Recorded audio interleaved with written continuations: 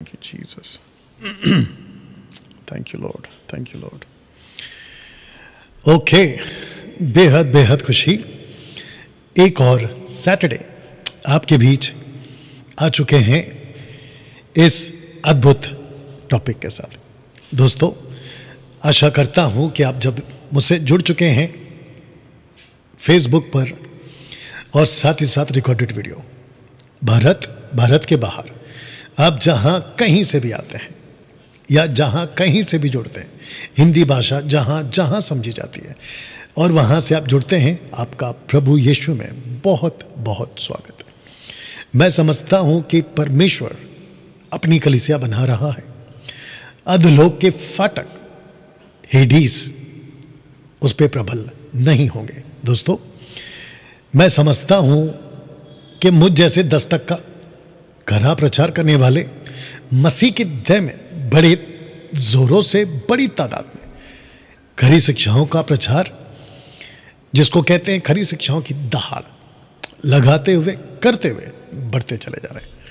मुझे बेहद खुशी है कि मसीह मंथन बैठक के प्लेटफॉर्म से खरी शिक्षा आप लोगों के बीच में लगातार 4 से 5 साल के दरमियान हम करते आ रहे हैं। दोस्तों, ऐसे बहुत सारे टॉपिक, बहुत सारे सब्जेक्ट और बहुत सारी ऐसी बातें हैं जिसके चलते मैं समझता हूं कि परमेश्वर अपने देह को मजबूत कर रहा है। जितने भी मसीह मंथन बैठक उन्हें सिमस के ग्रुप में एडमिन है, मैं चाहता हूं कि आप लोग इसकी लिंक कॉपी करें और वहां डाल दें। साथ ही साथ जिसने अपना अपना व्हाट्सएप ग्रुप बनाया है, वहां पे भी इसको कॉपी करके पेस्ट कर दें। दोस्तों, एक प्रार्थना के साथ आज की जो बातें हैं हम उसको रखना शुरू करेंगे। फिर उसके बाद में इस अद्भुत टॉपिक के ऊपर आने से पहले अनाउंसमेंट, जो कि बहुत ज़रूरी है आज का, वो आपके बीच में रखने जा रहा हूँ। आइए पहले प्रार्थना करते हैं, फिर बात करेंगे। सृष्टिकर्ता पिता यीशु के नाम में आपको महिमा स्तुति देते हुए प्रभु, आपके नाम को ऊंचा उठाते हुए और ये कहते हुए कि प्रभु तू एकमात्र सच्चा अद्भुत परमेश्वर है। प्रभु जी, ऐसी कोई बात, ऐसी कोई चीज, ऐसी कोई प्रार्थना नहीं है जिसको तू पूरा नहीं कर सकता, बल्कि अपनी इच्छा के अनुसार तू अपना कार्य करता है। प्रभु, मैं आपको धन्यवाद देता हूं, आपको महिमा देता हूं और कहता हूं कि परमेश्वर पिता, आइए अपने लोगों से बात करिए। जहां जहां से वो लोग जुड़े हैं उन सब से यीशु आप बात करिए। आपको महिमा देते हैं और ये प्रार्थना यीशु के नाम से मांगते हैं, आमीन। दोस्तों, एक अच्छी ताली बजाकर हम परमेश्वर को धन्यवाद देंगे, उसको स्तुति देंगे, उसको महिमा देंगे। जी हाँ, क्यों? क्योंकि वो योग्य है। चलिए दोस्तों, सबसे पहले मैं समझता हूं कि आपके बीच कुछ अनाउंसमेंट्स हैं, वो मैं रखना चाहता हूं और उसके बाद ये जो विषय है उसके ऊपर हम सीखेंगे प्रभु की आत्मा की अगुवाई से ना। दोस्तों, आपको बताता चलूं कि सैटरडे टू सैटरडे का जो ऑनलाइन चर्च चलता था, आज ये आखिरी है। अगले हफ्ते से सैटरडे आप मुझे फेसबुक पे लाइव नहीं देख पाओगे। उसकी वजह क्या है? Bible college. जी हाँ, शॉर्ट टर्म बाइबल कॉलेज, जिसको हम परसों से यानी कि सोमवार से हम उसको शुरू करने जा रहे हैं। अब आप सोचेंगे कि डैनियल भाई, फिर हम संडे सैटरडे ऑनलाइन संगति कहाँ करें? यहाँ करिए जी। आपके ठीक स्क्रीन के ऊपर अगले हफ्ते की जो सैटरडे के बाद की जो तारीख है वो है 8 सितंबर और वो आ रहा है संडे। वक्त हमने बदल दिया, दिन हमने बदल दिया और वक्त है सुबह 10 का। और मैं आपको बताऊं कि ऐसा मैंने इसलिए किया है क्योंकि जो बाइबल कॉलेज के स्टूडेंट्स हैं वो वहां होंगे, बाइबल कॉलेज जहां चलेगी वो वहां होंगे। उनके साथ लाइव फेसबुक के ऊपर, यूट्यूब के ऊपर आपके बीच हम इस प्रकार से ऑनलाइन चर्च चलाएंगे। तो जितने भी फिजिकल चर्च चलते हैं मसीह मंथन बैठक के प्लेटफॉर्म से, आपको वहीं जाना है। आपको वहीं जाना है। जैसे गोवा है, गुजरात है, महाराष्ट्र है, पंजाब है, वेस्ट बंगाल है, रांची झारखंड है, और क्या है, सेवन सिस्टर नॉर्थ साइड का, नॉर्थ ईस्ट का जितना भी इलाका है, इन सभी जगहों पर आपके बीच में हम जो है वहाँ पर है। आपके बीच में जो है जहाँ जहाँ फिजिकल चर्च चलती हैं आप लोग वहाँ जाएंगे। लेकिन जिसके पास में चर्च नहीं है, आप फिजिकल चर्च अटेंड नहीं करते। जैसे कि दिल्ली का जो चर्च है, एक मूर्खता की हरकत की वजह से मुझे उसको बंद करना पड़ा, और जिसके भरोसे पे हमने वो जिम्मेदारी दी है, एक मूर्खता की हरकत की वजह से लूसीफर ने अपना काम किया और वो कामयाब हो गया, और उस व्यक्ति को जिसके कंधे पे हमने जिम्मेदारी दी थी उसको फंसाने में, भटकाने में कामयाब हो गया। ऐसे दिल्ली का चर्च या फिर और कहीं पे भी आप किसी चर्च में नहीं जाते हैं, आप मेरे साथ संडे को सुबह 10 बजे आप मेरे साथ कनेक्ट हो सकते हैं ना। दोस्तों, मैं समझता हूं कि परमेश्वर अपना अद्भुत काम कर रहा है, और जिसके चलते मैं समझता हूं लूसीफर खूब चिढ़ा हुआ है ना, लूसीफर खूब चिढ़ा हुआ है, जिसके चलते वो अपना प्रयास करता है, अपना काम करता है। लेकिन मैंने जैसे प्रार्थना में कहा, अधोलोक के फाटक प्रबल नहीं होंगे। आपने बिल्कुल ठीक सुना, अधोलोक के फाटक उसके हरकतों पे प्रबल या ओवरकम नहीं कर पाएंगे। फ्लाइट मोड पे डाला दोनों फोन को, ठीक है, देख लीजिए एक बार, या जो भी है, खास करके मेरा वाला फोन। हाँ बस ठीक है, फिर चलिए, थैंक यू ना। दोस्तों, जिसके चलते मैं वापस से बता दूं, क्योंकि ये वीडियो एडिट होगा कि सैटरडे अब नहीं होगा, बल्कि संडे सुबह 10 बजे आपके बीच में जो है हम लाइव आएंगे और परमेश्वर के काम को लाइव आप लोग देखेंगे। फेसबुक, यूट्यूब, इंस्टाग्राम पर मैं चाहता हूं सब्सक्राइब करें, फॉलो करें, लाइक करें, दूसरों को प्रमोट करें। याद रखिए कि डैनियल राज सोशल प्लेटफॉर्म से पैसे कमाने के लिए ये सब नहीं करता, और मैं डंके की चोट पे कहता हूं कि मेरा किसी प्रकार का कोई मोनेटाइज, किसी प्रकार का कोई एग्रीमेंट किसी भी सोशल एक्टिविटीज़ पर जो होती हैं नहीं किया गया है, ठीक है ना। दोस्तों, मैं चाहता हूं कि मसीह मंथन बैठक का जो ग्रुप है उसके साथ आप कनेक्ट हो। उन्हें सिमस, हमने बहुत बड़ा ग्रुप को कैंसिल करा क्योंकि लोग एक्टिव नहीं थे। अब जो एक्टिव हैं उसको हम ले रहे हैं। अगर आप एक्टिव रहना चाहते हैं इस ग्रुप के अंदर तो आपका स्वागत है। इस नंबर पे आप कॉल करेंगे और आप हमसे जुड़ेंगे। लोगों को बचाना, चेला बनाना, शिक्षित करना, ये मसीह मंथन बैठक का दर्शन है, और उसी के हिसाब से पूरे भारत के अंदर हम लोगों को शिक्षित करना चाहते हैं, फैलना चाहते हैं, और जिसमें हम चाहते हैं कि आप भी आगे बढ़कर आगे आएँ, सहयोग करें। खास करके आर्थिक क्षेत्र में आप परमेश्वर के राज्य में बढ़ चढ़कर एज अ मंथली सपोर्टर के रूप में आगे आ सकते हैं। मैं आपका वेलकम करता हूं। इस नंबर पे आपको कॉल करना है और बाकी जानकारी आपको यहां से दे दी जाएगी। मैं चाहता हूं कि जितने भी लोग, खास करके खरी शिक्षा के, आप जो भी सीखते हैं मुझसे, मेरी वीडियो से, उसका ज्ञान हासिल करें। एक ग्रुप बनाएं, व्हाट्सएप ग्रुप बनाएं, लोगों को इनवाइट करें, उनको कहें कि मुझसे जुड़ें, और आप उस ग्रुप में आप उनको टीच करिएगा। मेरा ये वाला नंबर उसमें जोड़ दीजिएगा, लेकिन एडमिन मुझे नहीं बनाना। मैं वापस कहता हूं कि यही नंबर जोड़ना है आपको, ठीक है ना। ओके, मुझे बेहद खुशी है ये बताते हुए कि मुंबई के अंदर सेंट्रल और वेस्टर्न दोनों जगहों के लिए हमने 2-2 चर्चेस फिजिकली स्टार्ट कर दी हैं, और जिसके लिए आप देख सकते हैं ये सारी डिटेल्स हैं। और जो मेरी वाइफ है वो मारिया राज कुलाबा चर्च चलाती हैं, और जो चेंबूर का चर्च है मैं वहाँ रहता हूँ, और जब मैं नहीं रहता हूँ तो ब्रदर देवेंद्र सावंत वहाँ रहते हैं, और सुरेश राठौड़, आप जो वेस्टर्न लाइन में हैं इनको कॉल कर सकते हैं। मल्हाट से, बोरवली से, मीरा रोड से, वसई, नाला सोपारा, इन सभी क्षेत्रों से अगर आप आना चाहते हैं तो सुरेश राठौड़ को आप जो है कॉल कर सकते हैं और वो आपको बाकी जानकारियां ज़रूर दे देंगे। एक बार आवाज़ चेक कर लो। या परफेक्ट ना दोस्तों, मैं आपको बताता चलूं कि मसीह मंथन बैठक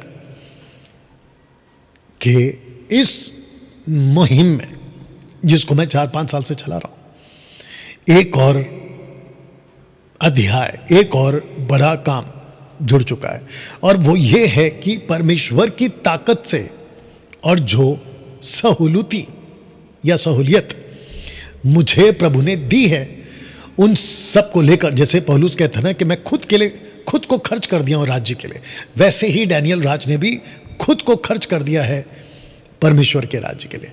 तो जिसके चलते हम जितनी हमारी ताकत हो सकी, हमने 7 दिन का 12 लोगों के साथ बाइबल कॉलेज करने का निर्णय ले लिया और जिसकी शुरुआत हो चुकी है। परसों से फर्स्ट बैच हमारा स्टार्ट होने जा रहा है। ये एक अनोखा बाइबल कॉलेज होगा 21वीं सदी के हिसाब से। जो ज़रूरत की टॉपिक्स हैं वो हम सब सिखाएंगे, जिसके लिए मैं वेलकम करता हूं कि 5000 रुपीज़ रजिस्ट्रेशन फीस है। ये 5000 रुपीज़ बाइबल कॉलेज के लिए नहीं है, ये 5000 रुपीज़ आप लोगों के अकोमोडेशन और आप लोगों के फूड के लिए है। ओके, तो ये जो पैसे आप दे रहे हैं ये आप मुझे नहीं दे रहे हैं, ये आपके रहने की जितनी ज़रूरत की चीज़ें और प्लस आपका 4 वक्त का खाना आप उसके लिए दे रहे हैं। ओके, ये आपको जानकारी बता दे रहा हूँ। और अगर आप जुड़ना चाहते हैं ये नंबर पे आप लोग जुड़ सकते हैं। महाराष्ट्र से अगर आप हैं तो आपकी सुविधा के लिए ब्रदर सुमित को हमने रखा है। अगर आप पंजाब से हैं तो पास्टर सुलेमान जी को हमने आपके लिए रखा है। अगर आप झारखंड से हैं तो ब्रदर राजकिशोर जी को आपके लिए रखा है। अगर आप वेस्ट बंगाल से हैं तो आपके लिए सिस्टर पिंकी जी को रखा है। अगर आप हिमाचल प्रदेश से हैं तो पास्टर जगदीश जी को आपके लिए रखा है। और इनको कॉल करके उस क्षेत्र से आप अपनी जानकारियाँ ले सकते हैं, अपना नाम दे सकते हैं और उनसे कह सकते हैं कि जब भी बैच नंबर 11, क्योंकि 10 बैच कंप्लीट हो चुके हैं, 10 बैच का डेटा आ चुका है, 10 बैच की क्या कहते हैं रजिस्ट्री हो चुकी है। बट अगर बैच नंबर 11 में, 12 में, 13 में आप जुड़ना चाहते हैं तो आपको इनको कॉल करना है। साथ ही साथ जब फिजिकली मुंबई के अंदर जब Bible college, short term Bible college जब कंप्लीट हो जाएगा तो हम ऑनलाइन इंटरनेशनल वालों के लिए शुरू करेंगे। याद रखो ये सिर्फ इंटरनेशनल वालों के लिए होगा, जिसको हम बहुत जल्द शुरू करेंगे। तो नेपाल के लिए सिस्टर समझना रिस्पॉन्सिबल हैं, उनको कॉल कर सकते हैं नेपाल वाले। पाकिस्तान के लिए ब्रदर विशाल, इनको कॉल कर सकते हैं। कनाडा के लिए सिस्टर एस्तर, इनको कॉल कर सकते हैं। यूएसए के लिए सिस्टर समीक्षा, इनको कॉल कर सकते हैं। लंदन के लिए सिस्टर राजेंद्र कौर, इनको कॉल कर सकते हैं। न्यूजीलैंड के लिए ब्रदर नेथन, इनको कॉल कर सकते हैं, नेथन शर्मा। और बाकी सब कंट्रीज के लिए सिस्टर सिवान, इनको कॉल कर सकते हैं। और ये आप लोगों को उस व्हाट्सएप ग्रुप में जोड़ेंगे जिसको हमने बनाया है इंटरनेशनल ऑनलाइन बाइबल कॉलेज के लिए। ऐसे करके हम आप लोगों का पहला डेटा ले लेंगे, इकट्ठा करेंगे। उसके बाद में आप लोगों का जो कंट्री का टाइम है, क्योंकि इंडिया में अगर दिन है तो आप लोगों का जो टाइम है वहाँ शायद रात हो सकती है, या 4 घंटा आगे पीछे, 8 घंटा आगे पीछे हो सकता है। वो सबको हम सेट करके आप लोगों को ऑनलाइन बाइबल कॉलेज सिखाएंगे। The purpose of short term Bible college is to educate the body of Christ with these topics. 7 दिन 12 लोगों को हम ये विषय आपको सिखाएंगे: Bible, Jesus, church, Trinity, creation, tabernacle, Hades, rapture, white throne, जिसमें मिलेनियम, 1000 ईयर्स ऑफ मिलेनियम वो आ जाएगा। गॉड वर्सेस वर्ल्ड, ये जो टॉपिक है उसको हम सिखाएंगे। कैरेक्टर, एक व्यक्ति का चरित्र कैसा होना वो सिखाएंगे। और बिल्कुल लास्ट में हम सिखाएंगे कि मीडिया, इसका मतलब ये हुआ कि आप परमेश्वर के वचन को, सुसमाचार को, शिक्षाओं को कैसे ऑनलाइन, फिजिकली, वर्चुअली कैसे सिखा सकते हैं। इन सब को जो है आपको इस मीडिया के टॉपिक जब आएगा, 12th टॉपिक होगा, उसमें आपको सिखाएंगे। बिब्लियोलॉजी, थियोलॉजी, क्रिस्टोलॉजी, निमेटोलॉजी, एंथ्रोपोलॉजी, एमिटोलॉजी, हेमेटियोलॉजी, सेटियोलॉजी, एक्लीसियोलॉजी, एंजेलॉलजी, डेमोनोलॉजी, एस्कटोलॉजी, ये सब जो एक थियोलॉजी के ब्रांचेस हैं, इन सब को टीच करते हुए, इन सब को सिखाते हुए आपके बीच में जो है 7 दिन का, और या फिर जब जूम पर होगा तब, और साथ ही साथ आप लोगों को ऐसा सर्टिफिकेट दिया जाएगा। वाह, ये सब आपके साथ जो है होगा। तो दोस्तों, ये रहा batch 1, batch 2, batch 3, batch 4, batch number 5, batch number 6, batch number 7, batch number 8, batch number 9, batch number 10, ऐसे करके जो है इन लोगों को हम अभी तक कंप्लीट कर चुके हैं। अगर किसी को एडमिशन चाहिए तो फिर से कहूँगा, इस नंबर पे आप लोग कॉल कर सकते हैं और आप हमसे जुड़ सकते हैं ना। दोस्तों, आज का विषय, तो जितने भी 200 लोग अगर फेसबुक पे जुड़ चुके हैं, मैं रिक्वेस्ट करता हूं कि खूब वॉच पार्टी करें, शेयर करें, दोस्तों को इनवाइट करें, और इसकी लिंक कॉपी करके आपके जो व्हाट्सएप ग्रुप हैं उसमें आप इसको डाल दीजिएगा। 1 सेकंड दीजिए। या थैंक यू लॉर्ड। बेहद उत्साहित हूं। बहुत अरसे के बाद, बहुत वक्त के बाद बच्चों को लेकर ऐसा कुछ टॉपिक आपके लिए लाया गया है। मैं समझता हूं कि जिस 800 करोड़ की आबादी में, मैं विश्व की बात कर रहा हूं, 140-50 करोड़ भारत का, उसकी भी बात कर लेते हैं। माता पिता उन लोगों के लिए जब बच्चे बड़े हो रहे होते हैं, एक बहुत बड़ा चैलेंज होता है कि उनको बड़ा कैसे करें। जी हां, मसीह समाज उनके लिए चैलेंज है। जो मसीह समाज के बाहर है, यानी कि क्राइस्ट फॉलोवर नहीं है, उनके लिए भी एक बहुत बड़ा चैलेंज होता है कि बच्चों को बड़ा कैसे करें। Excuse me. तो जिसके चलते दोस्तों आज ये जो टॉपिक है लाया गया है। Excuse me, thank you Lord. या तो जितने जुड़ रहे हैं, खास करके मसीह मंथन बैठक के जो पेरेंट्स हैं, माता पिता, आपको तो जुड़ना ही है। साथ ही साथ ये वीडियो जब अपलोड होगा, आप जहां कहीं से भी हैं, आप लोग भी सीखिएगा। तो मैं कह रहा था, मसीह समाज हो या मसीह समाज के बाहर के लोग, हिंदू भाई लोग, मुस्लिम्स हैं, बौद्धिस्ट हैं, जुविश हैं, पारसी हैं, या फिर मेजर जितने भी रिलीजन्स हैं, इन सब के बीच एक चुनौती रहती है कि बच्चों को कैसे बड़ा करें।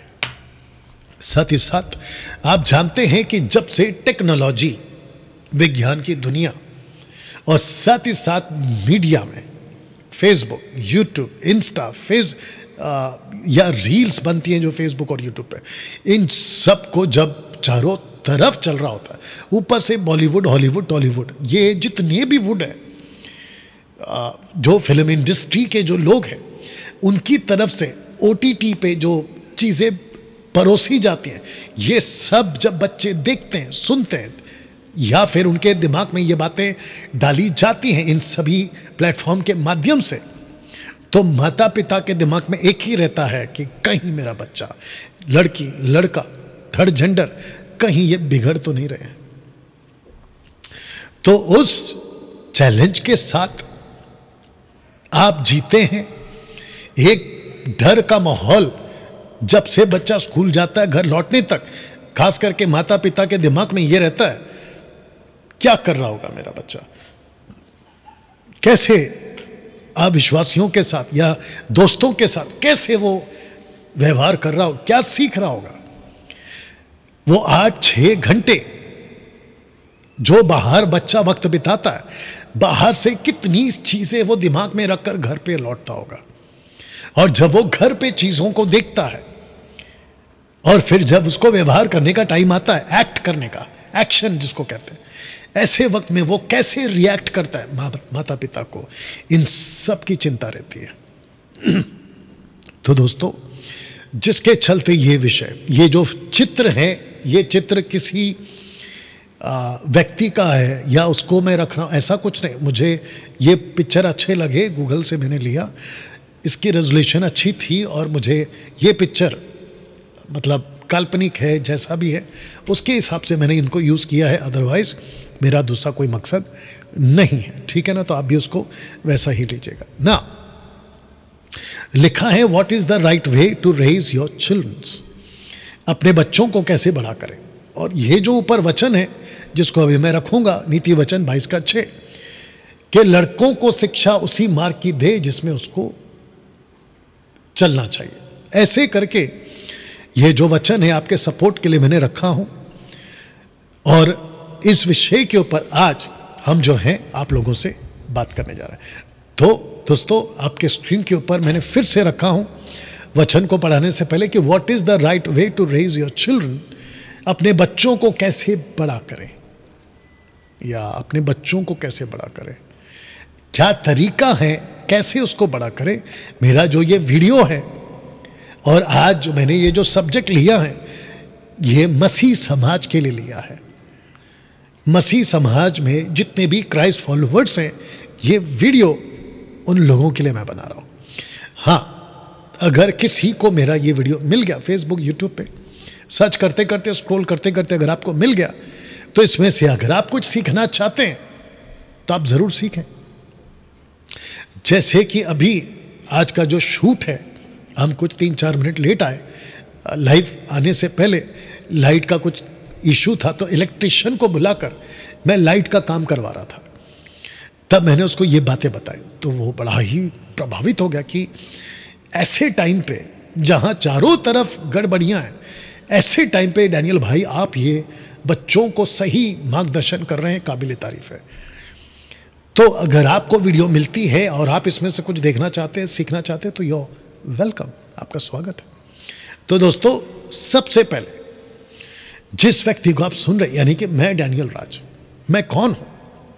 अगर आप मुझे नहीं जानते, मैं 30 साल से, माफ़ी चाहता, हाँ 30-31 जो भी बोल लूँ, मैं सबसे पहले मसीह में 30-31 साल बोल लीजिए, एक जिम्मेदार व्यक्ति, परमेश्वर के वचन को कॉन्टेक्स्ट में प्रीच करने वाला। जब मैं प्रीच करता हूं किसी डॉक्ट्रिन को या किसी विषय को, तो मैं पहली सदी की कलीसिया, उन्होंने कैसे इस चीज को प्रैक्टिस किया, बाइबल की बातों को, नंबर 1। नंबर 2, उस वक्त के जो प्रेरित थे उन्होंने कैसे सीखा और कैसे सिखाया, नंबर 1, 2। नंबर 3, यीशु, पवित्र आत्मा और पिता, ट्रायून गॉड, इन्होंने अपनी बातों को कैसे रखा कि हम सिखाएं। ये 3 एंगल को पकड़ के मैं चलता हूं 30 से 31 साल की मिनिस्ट्री में, जहां पर मैं अपना इस दायित्व को समझकर इस विषय पे आप लोगों से बातें कर रहा हूं। साथ ही साथ मैं खुद 27 साल से शादीशुदा हूं। जी हां, एक पत्नी के साथ 2 बच्चे मेरे हैं। मेरी लड़की है 27 साल की, मेरा लड़का है 15 साल का, जिसके लिए मैंने इन दोनों को बड़ा करते वक्त जिन चीज़ों को समझा है या जिन चीज़ों का चैलेंज मैंने फेस किया है, उस अनुभव के साथ में भी मैं आज आप लोगों से बात करूंगा। ओके, वचन से तो हम बात करेंगे ही, लेकिन साथ ही साथ हम इन बातों को भी आपको सिखाएंगे। तो क्या आप तैयार हैं? माता पिता, क्या आप तैयार हैं? अगर आप सिंगल पेरेंट्स हैं, यानी कि पति नहीं है आपका, पत्नी है, यानी कि मम्मी है आप, उनका पिता नहीं है, क्या आप तैयार हैं? अगर माँ नहीं है, अब पिताजी हैं, सिंगल पेरेंट, तो आपका भी स्वागत है। ओके, सबसे पहले ये वचन को आपके बीच में मैं रख रहा हूं। ये जी हाँ, भजन संहिता 127 का ये 3 है। ओके, यहां पे हम भजन संहिता लिखना डालना छूट गया है, लेकिन ये आपको बता दो, भजन संहिता का स्क्रिप्चर है। लिखा है कि देख, लड़के, लड़का हो या लड़की हो, कोई फर्क नहीं पड़ता, इंग्लिश में चिल्ड्रंस आया, ठीक है ना, बच्चे, देख लड़के, हिंदी ट्रांसलेशन के हिसाब से जा रहा हूं, देख लड़के यहोवा के दिए हुए भाग हैं। ब्रैकेट में विरासत लिखा है मैंने, विरासत। इसको ऐसे कह सकते हैं कि आपकी खुद की कोई जागीर है, खजाना है, सोना है, पैसा है, आपकी प्रॉपर्टी है, जमीन है, जिसको आप संभाल के रखते हैं और उसको लेकर आप किसी को देते एज अ पेरेंट्स, माता पिता, या फिर आप जब बच्चे थे तो आपके माता पिता ने आपको दिया था विरासत में। परमेश्वर कहता है कि बच्चे, तुम मां बाप के लिए एक विरासत के रूप में दे रहा हूं। दूसरा line, second part, B part कहता है गर्भ का फल उसकी ओर से प्रतिफल है। It's a gift from God, प्रतिफल है। इसको सुनिएगा पहले ठीक से ताकि मैं आपको समझा सकूं। बच्चे पैदा होना अपने आप में एक बहुत बड़ा चमत्कार है।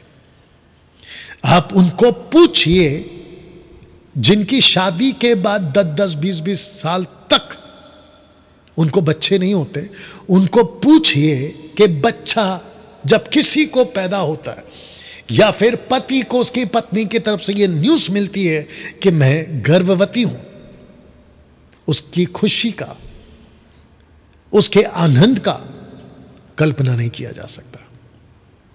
साथ ही साथ बच्चे जब किसी औरत को, शादी के बाद की बात कर रहा हूं, जब वो धारण करती है, कंसीव करती है, तो उस मां का जो होने वाली है या उस औरत का जो किसी की पत्नी है, उसकी खुशी का अंदाजा आप नहीं लगा पाओगे। तो बच्चे अपने आप में एक चमत्कार है जिसके चलते ये वचन लिखा है। इसका मतलब यह हुआ कि जब परमेश्वर किसी को बच्चा देता है, लड़का लड़की थर्ड जेंडर, तो एक प्रतिफल के रूप में देता है, एक जागीर के रूप में देता है, एक विरासत के रूप में देता है कि यह बच्चा तुमको दिया गया है। क्यों? ताकि तुम उसको शिक्षा, इस वचन के हिसाब से लड़के को, चिल्ड्रंस, लड़के को शिक्षा उसी मार्ग की दे, बाइबल की मार्ग की बात कर रहे हैं, जिसमें उसको चलना चाहिए और वो बुढ़ापे में भी उससे ना हटेगा। तो बच्चा आपको जब दिया जाता है, लड़का लड़की थर्ड जेंडर, माता पिता की जिम्मेदारी है कि उस बच्चे को इस वचन के हिसाब से वो सिखाए।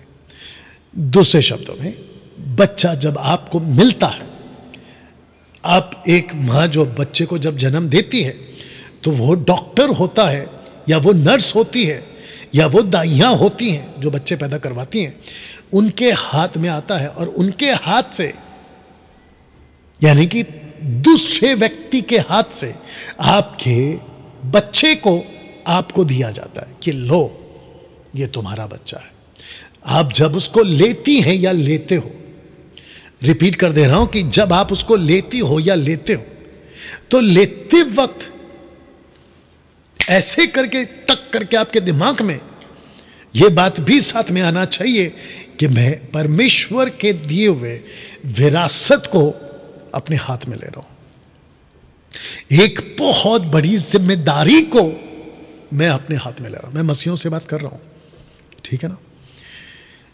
आप किस जिम्मेदारी से उसको हाथ में ले रहे हो कि मैं लड़कों को, मेरे बेटी को, बेटा को मैं शिक्षा, बाइबल की शिक्षा उसको इसलिए दूंगा क्योंकि जिस परमेश्वर ने मुझे दिया है ताकि वो बुढ़ापे तक उसी परमेश्वर के साथ चले।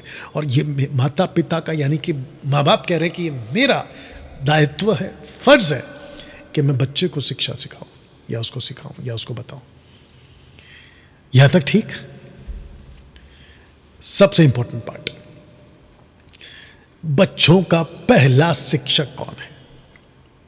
बच्चों को जैसे ही पता चलता है कि वो आपके घर में है, जैसे ही पता चलता है कि आप उसके माता पिता हैं, उसका पहला शिक्षक कौन है? माता पिता नहीं लिखा है मैंने लिखा है आत्मिक माता पिता, स्पिरिचुअल पेरेंट्स, आत्मिक माता पिता। ऐसा क्यों? क्योंकि माता पिता काफी नहीं है। अगर शिक्षा देनी है माता पिता को पहले आत्मिक होना होगा, शिक्षा से शिक्षित होना होगा, तब जाके। एक second.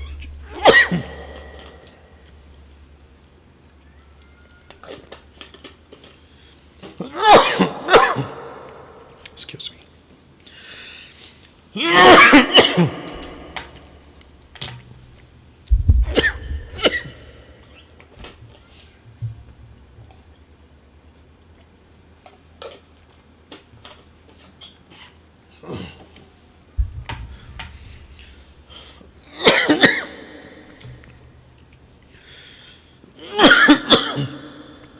Thank you, Lord.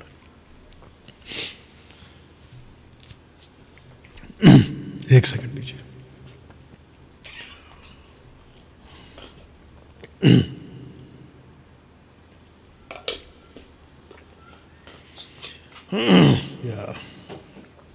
Anyway, आत्मिक माता पिता,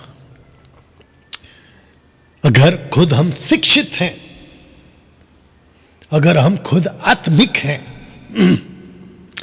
तो हम शिक्षा बच्चों को आत्मिक दे पाएंगे। दोस्तों, बच्चों का पहला शिक्षक कौन है? आत्मिक माता पिता। आप जब मुझे सीख रहे हैं, सुन रहे हैं, अभी मैं सीधे आपसे पूछूंगा, क्या आप आत्मिक हैं? आत्मिक से क्या मतलब है डैनियल भाई? अगर आप खुद नहीं सीखे हैं वचन को, आत्मिक नहीं है, आप बच्चों को नहीं सिखा पाओगे, आप बच्चों को नहीं सिखा पाओगे। एक्सक्यूज मी, आप नहीं सिखा पाओगे। अब इसको समझा देता हूं कि मसीहत में कुछ बच्चों के मां विश्वासी हैं, तो कुछ के पिता विश्वासी हैं, और कुछ मसीह परिवार का तो ऐसा है कि बच्चे बड़े हो चुके हैं, वक्त जा चुका है उनको सिखाने का। आप लोगों के लिए यह भी एक चुनौती है, इसको मैंने रखा हूं ताकि मैं जानता हूं, क्योंकि बहुत सारी माएं जब कॉल करती हैं तो वो कहती अक्सर कि मेरा पति यानी कि बच्चे का पिता विश्वासी नहीं है, मैं अकेली ही प्रभु यीशु को मानती हूं या उनके पीछे चलती हूं। कुछ ऐसे हैं जिनके पिता प्रभु में है, लेकिन पत्नी यानी कि उनकी मां या तो नहीं है या तो प्रभु में नहीं है, दुनिया से जा चुकी या तो प्रभु में नहीं है। और कुछ माता पिता दोनों भी हैं या नहीं भी हैं, तो बच्चे बड़े हो चुके। अब बच्चों को फिर से कैसे सिखाएं, क्योंकि गलत चीजों की उनके दिमाग में कंक्रीट बन चुकी है गलत बातें। तो ऐसे टाइम पे उनको कैसे सिखाएं? तो जिसके चलते दोस्तों आप ये भी चुनौती करते हैं, आई मीन इस बातों का भी आप चैलेंज, ये आपके लिए चैलेंज के रूप में, मैं जानता हूं इस बात को, आप इसका सामना करते हैं, मैं जानता हूं इस बात को। अगर आपके बच्चे कुछ इस उम्र की कैटेगरी में हैं, 3 से 10 साल के उम्र के बच्चे, 10 से 15 साल के उम्र के बच्चे, तो शिक्षा दीजिएगा उनको। इसको भी मैंने आपके लिए रखा। अगर मसीह में आप लेट आए हैं, बच्चे बड़े हो चुके हैं, 10 साल के हो चुके, 15 तक के बीच के, उनको भी सिखाना शुरू करिए। अगर 3 साल से 10 के बीच में यानी कि 5 साल 6 साल का उम्र है और आप तभी प्रभु को जाना, अपने सत्य को जाना और आपका उद्धार हुआ, तो भी सिखाइए। तो इसके लिए ये पोस्टर मैंने रखा। अन्यथा अगर आपका बच्चा 3 साल का है या आपका बच्चा भी पैदा नहीं हुआ है, अब गर्भ से है, अगले महीने 2 महीने 6 महीने में आपको बच्चे होने वाले हैं, ऐसे टाइम पे ये पोस्टर आपके लिए कि बच्चों को शिक्षा 3 साल की उम्र से ही शुरू हो जाती है। बच्चों की शिक्षा 3 साल की उम्र से शुरू हो जाती है। इसका मतलब ये हुआ कि जैसे ही आपको पता चला कि बच्चा 1 साल का है, ठीक है, रिलैक्स रहिए, 2 साल का है, रिलैक्स रहिए, लेकिन जैसे ही उसके 3 साल नज़दीक आते हैं, यानी कि वो 3 साल कंप्लीट करना शुरू कर रहा होता है, बच्चों को शिक्षित करना शुरू कर दीजिए, या बच्चों को शिक्षित करना शुरू कर दीजिएगा। ओके, इस बात को भी ये आपके बीच में मैं रख रहा हूं ना। ये पोस्टर को भी देख लीजिएगा। बच्चों को डिसिप्लिन करने से पहले आप खुद कितने डिसिप्लिन हैं या अनुशासन में हैं, आपको इसका भी ध्यान रखना है। दूसरे शब्दों में, जब हम कहते हैं कि तुम चोरी मत करो, गलत काम मत करो, माता पिता की बात कर रहा हूं, ये मत करो, वो मत करो, जो गलत है, नेगेटिव है, तो आपको यह भी ध्यान रखना है कि आप खुद कितने उसमें चलते हैं। क्योंकि मैंने आपको थोड़ी देर पहले कहा कि बच्चों का पहला शिक्षक उसके आत्मिक माता पिता है। जितने भी पेरेंट्स मुझे देख रहे हैं, सिंगल डबल, ओके, प्लीज इस बात को समझिएगा कि बच्चों को डिसिप्लिन करने से पहले आप खुद कितना डिसिप्लिन में हैं, ये भी देख लीजिएगा, बहुत जरूरी है। आप खुद कितना स्पिरिचुअल हैं, आपको यह भी देखना होगा। आपका खुद का आत्मिक जीवन,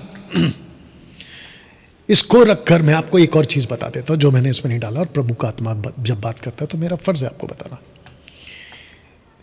90%, अब आपको इसमें चिढ़ने की, नाराज होने की कोई जरूरत नहीं, ये फैक्ट है, ये सच्चाई है। 90% माता पिता खुद स्ट्रगल कर रहे हैं आज की तारीख में आत्मिकता के लिए। कभी प्रार्थना का जीवन ठीक चलता है तो कभी ठीक नहीं चलता है, कभी बाइबल पढ़ने का मन करता है तो कभी नहीं करता है, और ऊपर से बाहर की बहुत सारी बातें, नौकरी की चिंता, बिजनेस का चिंता, फैमिली का प्रॉब्लम, हेल्थ इशू, कर्जा, लोन चल रहा है, पता नहीं क्या क्या है। तो उसके सब चक्कर में 90% माता पिता के लिए अपनी आत्मिकता को बनाए रखने में बड़ा संघर्ष करना पड़ता है। ये बात सही है जी, मैं जानता हूं। ऐसे टाइम पर यह आपके लिए बहुत बड़ा चुनौती है। यह पोस्ट को मैंने इसलिए रखा हूं कि 90% पेरेंट्स, माता पिता स्पिरिचुअल नहीं होते, नहीं होते, नहीं होते। उसकी कई वजह है। या तो उनका जो बैकग्राउंड है वो ठीक नहीं होता, उनकी खुद की परवरिश अलग तरीके से हुई होती है। मिडिल क्लास में बहुत कुछ ऐसा चलता है, ऑफ कोर्स हाई क्लास की भी बात कर रहा हूं, ऐसा बहुत कुछ चलता है जहां पे परवरिश को लेकर बड़ी चुनौतियां सामना करनी पड़ती है माता पिता को, या जब आप बच्चे थे तब आपको, आपके बच्चों के लिए आप माता पिता बन गए अभी। इन सब को अगर आपको बैलेंस अगर आपने नहीं किया ना, तो जो आपके साथ हुआ है वो बच्चों के साथ होगा, आपके बच्चों के साथ होगा। अब आप बताइए बेहतर क्या है? ऐसी कहावत है बाहर, कितना सच है कितना झूठ है मालूम नहीं। अगर हाथ को बचाना है, उसके लिए उंगली काटनी पड़ जाए, डॉक्टर कहता है कि हाथ बचा लूंगा लेकिन उंगली कट जाएगी, डॉक्टर साहब काट दो उंगली। बोला क्यों? हाथ तो बचेगा। ऐसे टाइम पे ना आपको ध्यान देना पड़ता है, या ऐसे टाइम पे आपको ध्यान देना पड़ता है। तो इस पोस्टर के साथ, इस स्लाइड्स के साथ मैं आपसे ये कहना चाहता हूं, अगर आपका आत्मिक जीवन ठीक नहीं है, प्लीज करिए, बहुत जरूरी है। आपके बच्चों के लिए आपका आत्मिक जीवन सही करिए। पेरेंट्स को खुद कई एरियाज में सुधार करना होगा। ये देख लीजिएगा, झूठ, गाली, चोरी, झगड़ा, मारपीट, बुरी आदतें, अगर आप खुद ये सब कर रहे हैं और आपका 3 साल का बच्चा, 5 साल का बच्चा, 10 साल का बच्चा, 15 साल का बच्चा, अगर आप ये सब वो खुद देख रहा है, आप कैसे आप एक्सपेक्ट करोगे कि आपका बच्चा सही रास्ते पे चले? सबसे पहले इन सब चीजों को आपको छोड़ देना है। झूठ बोलने से आप कहते हो कि मैं बच जाऊंगा, एक झूठ बोलूंगा मैं बच जाऊंगा। नो, आपको एक झूठ या एक चीज को छुपाने के लिए आपके ऊपर कोई नुकसान ना हो जाए, आप एक झूठ बोलते हो, फिर उसको ठीक करने के लिए आपको दूसरा झूठ बोलना पड़ता है, और फिर झूठ की लड़ियां लग जाती हैं। एक लंबा सिलसिला शुरू हो जाता है झूठ का। एक झूठ को छुपाने के लिए दूसरा झूठ, दूसरा उसको छुपाने के लिए तीसरा झूठ। बताइए, इसलिए यीशु कहते मत्ती 5:37 में, तुम्हारी बातें हां कि हां हो, ना कि ना हो, मतलब ये हुआ है तो हुआ है, ये नहीं हुआ तो नहीं हुआ है। और अगर बच्चे पर इसका परिणाम पड़ गया, मेरे माँ बाप तो झूठ बोलते हैं, मैं झूठ बोलूंगा तो उसमें क्या है? जब माँ बाप कर सकते तो मैं भी कर सकता हूं। गालियां। आज की तारीख में तो ऐसा है कि अगर कोई गाली देता है, आज की बात कर रहा हूं, मसीह समाज की नहीं, बाहर की बात कर रहा हूं, उनको ऐसा लगता है कि गाली देकर मैंने बहुत बड़ा नाम कमा लिया, मतलब मैं हिम्मत वाला हूं। गाली दिया तो मतलब मैं हिम्मत वाला हूं। परमेश्वर की नजर में, मसीह समाज आपसे भी कह रहा हूं, गलत चीज है ये। किसी भी लेवल का गाली गलत है। चोरी, वो चाहे छोटी हो या बड़ी हो, गलत तो गलत है। चोरी तो चोरी है।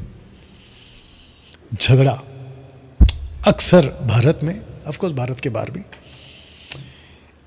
पति पत्नी के बीच का जो झगड़ा है, जग जाहिर है। लेकिन क्योंकि सब झगड़ा करते हैं तो मैं भी करूंगा। लेकिन जब आप झगड़ा करते हैं, पत्नी पति की बात कर रहा हूं, बच्चों के लिए माँ बाप की बात कर रहा हूं, तो आप ये देखो कि आपका झगड़ा कोई देख रहा है। एक बार ठीक है, 2 बार ठीक है, लेकिन आप सोचते हैं चलेगा, आज ही तो किया हो, कल नहीं करूंगा। लेकिन असर पड़ता है बच्चों पे, और फिर वही बच्चा हो सकता है कि एक बार आपको इग्नोर करे, दोबारा ना करे, और वो वहां से कुछ सीखे। और वही माहौल जो घर में वो देखता है, और जब वो बाहर भी देखता है, तो दोनों जगह पे जब चलता है, वो कहता है यही तो दुनिया है, अगर मैंने कर लिया तो कौन सी बड़ी बात है। तो वो चीजें उसके लिए हल्की हो जाएंगी। आपको पता है, आपने भी देखा है और मेरे साथ भी हुआ है, और मैंने खुद भी अपने बच्चों के साथ किया, और मेरे माता पिता ने मेरे साथ किया है। आपके साथ हुआ और आपने भी अपने बच्चों के साथ किया हो, या तो कहीं देखा होगा, ठीक है ना। अक्सर कोई डेंजरस चीज होती है तो माँ बाप क्या कहते हैं, अरे इधर नहीं जाना, अरे इसको हाथ नहीं लगाना, be careful, hey don't touch that. अक्सर देखा गया होगा, देखा गया। वैसे ही इन सब चीजों को भी बोलिए ना बच्चों को। झूठ बोलना गलत है बच्चों, गाली देना, चोरी करना, झगड़ा करना, मारपीट बुरी आदत है। मारपीट से मेरा मतलब है सड़कों पे मारपीट। आप सोसाइटी में रहते हैं, लिफ्टमैन के साथ झगड़ा, मारपीट आजकल कितना चल रहा है न्यूज में। मेरी पार्किंग पे तुमने अपनी गाड़ी लगा दी, उधर मारपीट। सड़क के ऊपर मुझे ओवरटेक किया, उधर मारपीट। गलत जगह पे खड़ी हो गए, ट्रैफिक पुलिस के साथ में झगड़ा, मारपीट। ऐसे करके आप जब अपनी फैमिली के साथ में, बच्चों के साथ में, आप कहीं घूमने गए, आप कहीं खाना खाने गए, ये सब कुछ बच्चा देखता है और उसके ऊपर असर पड़ता है। तो जिसके चलते पेरेंट्स को खुद कई क्षेत्रों में सुधार करना जरूरी है। पति पत्नी को बच्चे हो जाने के बाद, पति पत्नी को बच्चे हो जाने के बाद माता पिता बन जाते हैं। मैं इसको वापस पढ़ देता हूं कि जब आप पति पत्नी होते हैं, तब तक आप पति पत्नी, जब तक बच्चे नहीं हो रहे। लेकिन पति पत्नी को बच्चे जैसे ही हो जाते हैं, वो बन जाते हैं माता पिता। आप पहले सिंगल होते हैं, फिर आप किसी के पति बनते हैं या पत्नी बनती हैं। उसके बाद आता है आपका बहुत बड़ा मेजर रोल, और वो है माता पिता का। जैसे ही बच्चे को, माफ करना, जैसे ही पति को पता चलता है, यानी कि बच्चा हो गया, उसको जैसे ही पता चलता है, दुनिया भर को कॉल करता है, दुनिया भर की खुशी दिखाता है, दुनिया भर की मिठाई बांटता है, और सबको कहता है लड़का हो गया, लड़की हो गया, अलाना फलाना, जो भी, खुशी खुशी खुशी। ऐसे टाइम पे उसके दिमाग में उसको ये भी याद रखना है या समझना है खुद को कि मेरे घर पे खुशी तो हुई है, खुशी की बात तो आई है, लेकिन साथ ही साथ एक बहुत बड़ी जिम्मेदारी भी आई है। अगर ऐसी बातों के साथ, अभी जो मुझे देख रहा है, आपको अभी तक बच्चे नहीं हुए, आपकी शायद वाइफ प्रेग्नेंट है, आपको ये वीडियो मिल गया और आप देख रहे हैं, अभी मुझे सुन भी रहे हैं, आपको एक बड़ी जिम्मेदारी के साथ इस बात को समझना होगा कि यार मेरे घर पर एक ऐसा व्यक्ति आया है जिसको बड़ा करने की जिम्मेदारी मेरी है। एक ऐसा व्यक्ति आया है या आई है जिसके ऊपर मुझे मेहनत करनी है, मुझे खुद को दे देना है, पैसे को लेकर, एनर्जी को लेकर, वक्त को लेकर, अपना सब कुछ उस पर दे देना, जैसे आपके माता पिता ने आपके लिए दे दिया। तो ये जो पोस्टर है कि पति पत्नी को बच्चे हो जाने के बाद माता पिता बन जाते हैं, कितनी बड़ी बात है। ओके ना, इन बात का ध्यान रखें। ये बहुत इंटरेस्टिंग पोस्टर है। पहले लिखा है कि अच्छे संस्कार घर से जाने चाहिए संसार में, संसार से नहीं घर में। एरो देख लीजिएगा आप। ये पोस्टर को मैं कुछ वक्त लूँगा, समझाऊंगा, लेकिन साथ ही साथ फेसबुक और यूट्यूब पे और ये जो है खूब शेयर करिएगा ये वीडियो, ताकि लोग सीखें और अपने बच्चों को सही शिक्षा वो दे सके। वापस आते इस पोस्ट के ऊपर ना, लिखा है कि अच्छे संस्कार घर से जाने चाहिए, संसार से, संसार में, माफ करना, लेकिन संसार से घर में नहीं, क्योंकि ऐसा कुछ भी अच्छा नहीं है संसार में। संसार में बहुत कुछ है जो आपके घर नहीं आना चाहिए, याद रखिएगा इस बात को, नहीं आना चाहिए। अगर आ गया तो बहुत दिक्कत होगी, इसलिए मैंने ये डाला, संसार से नहीं आना चाहिए।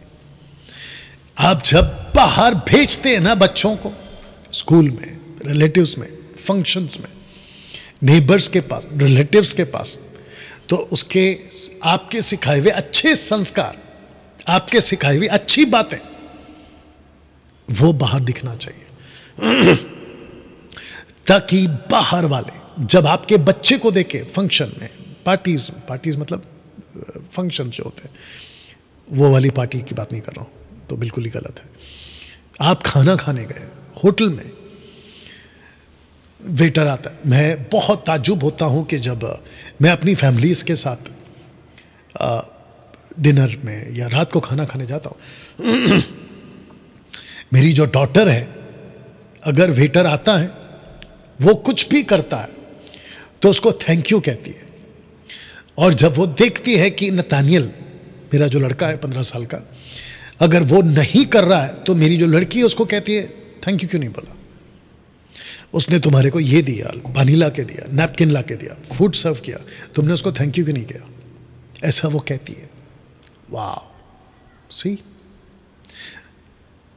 ऐसे जब चीजें घर के अंदर से बनती हैं या घर के अंदर से तैयार होती हैं, जब बच्चे बाहर जाते हैं ना, तो बाहर के लोग क्या कहते हैं पता है, माँ बाप कितने अच्छे हैं जो ऐसे संस्कार दिए।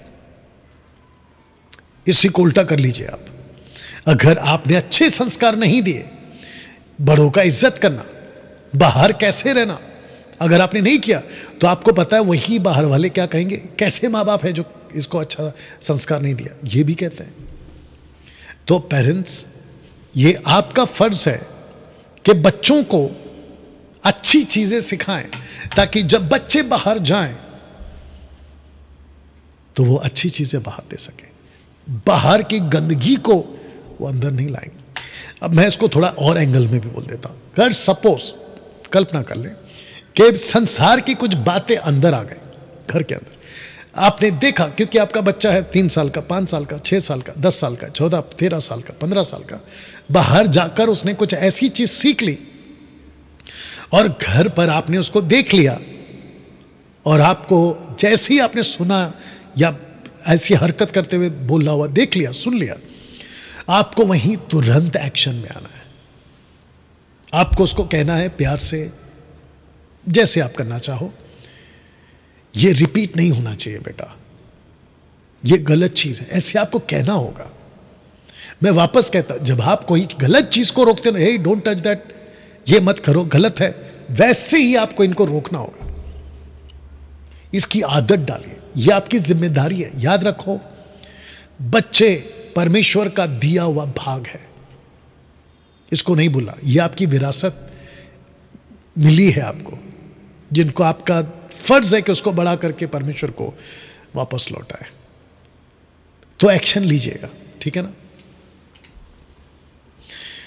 दोस्तों, 127 का 1 आपके बीच में रखने जा रहा हूं, भजन संहिता 127 का 1 लिखा है कि घर को यहोवा ना बनाए तो उसके बनाने वालों का परिश्रम व्यर्थ होगा। यदि नगर की रक्षा यहोवा ना करे तो रखवालों का जागना या रखवाले का जागना व्यर्थ हो जाएगा। इसको, इस वचन को, जो बाइबल का वचन है, परमेश्वर का वचन है, इसको हम कैसे समझें, मैं आपको बताता हूं। इसको आपको समझना है। सबसे पहला, परमेश्वर की ताकत से आप अपना घर बनाओगे, परमेश्वर के तरीके से आप अपना घर चलाओगे, परमेश्वर के नियमों से ही आप अपने बच्चों को, फैमिली को बड़ा करोगे। संसार में बहुत सारी टीचिंग है, how to raise your children, बहुत सारी टीचिंग है, उनको नमस्ते, टाटा, बाय बाय, थैंक यू। लेकिन अगर आपके बच्चे, आपका घर परमेश्वर के तरीके से नहीं बढ़ रहे, शब्द देख लो, व्यर्थ है, व्यर्थ व्यर्थ। तो ये चीजें आपके बीच में मैंने रखी है ना। एक बच्चा 3 माहौल में रहता है, आपको ये समझा देता हूं। एक है घर, होम, और दूसरा है कलीसिया, चर्च, और तीसरा है संसार, वर्ल्ड, जगत, बाहर की दुनिया। ये 3 माहौल में आपका बच्चा रहता है। वर्ल्ड से मेरा मतलब है स्कूल है, रिलेटिव्स है, नेबर है, ये वर्ल्ड के हिसाब से, ठीक है ना। ये 3 माहौल में रहता है बच्चा। सबसे पहला घर आ गया, उसके बाद में चर्च, कलीसिया, और तीसरा है दुनिया। ये 3 माहौल में आपका बच्चा रहता है। और ये तीनों माहौल में एक बच्चा, लड़का लड़की, जो सबसे ज्यादा भरोसा करता है या सीखता है अपने माता पिता से। इन तीनों माहौल में माता पिता से सीखता है कि मम्मी पापा घर में ऐसे, ओके, अभी हम चर्च में, ओके, ऐसे, अभी हम समाज में, सोसाइटी में, रिलेटिव, स्कूल में, ऐसे। बच्चा भरोसा करता है और पूछता है, माँ बाप को पूछता है, ये सही है क्या, वो सही है क्या, ये करना सही है क्या, वो करना, ऐसा सीखता है बच्चा तीनों माहौल में। और अगर माँ बाप ने ये तीनों माहौल में अगर बच्चे को नहीं सिखाया तो बच्चा कहाँ जाएगा, बताइए आप। एक्सक्यूज मी, तो बच्चा कहाँ जाएगा, सोचिए आप। तो आपको यह समझना बहुत जरूरी है। मैं कुछ कुछ चीजें रखूंगा। आपका बच्चा जैसे ही घर में रहता है, एक्सपेक्ट करो उससे कि बेटा अब हम चर्च जा रहे हैं, वहां पे भी ऐसे रहना। जैसे ही आप संसार में होते हैं, रिलेटिव्स, नेबर, स्कूल, बच्चे को कहना बेटा यहां पे भी, या लड़की को ऐसे ही रहना है। माँ बाप से सीखेंगे वो, ये देख लीजिए, माँ बाप से सीखेंगे ना। दोस्तों, अगला जो स्लाइड में रख रहा हूं वो है ये वाला। 90% मां रहती हैं बच्चों के साथ में। 90%।